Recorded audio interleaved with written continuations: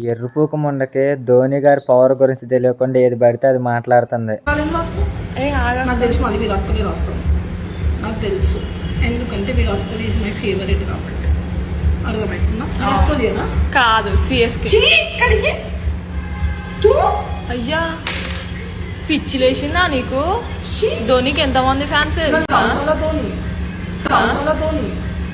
పిచ్చిపూకు దానా, నువ్వు పోయి ధోనితో ఎందుకు పట్టుకుంటావు? ధోని ఫ్యాన్స్ ఆడా మగా అని తేడా తెలియకుండా కుక్కను దింగినట్టు దింగుతారు. మగా అని తేడా తెలియకుండా కుక్కను దింగినట్టు దింగుతారు.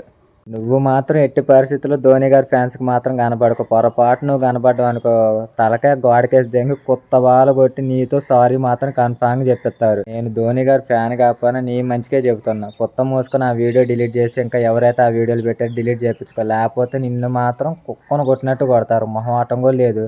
నీ కాళ్ళు చేతులు ఎరగదింగి నీకే మళ్ళీ పింఛన్కి అప్లై చేస్తారు వాళ్ళు. వాళ్ళంత పవర్ఫుల్. లైఫ్లో ఎవరితోనైనా పెట్టుకో, ధోనితో మాత్రం పెట్టుకోదు.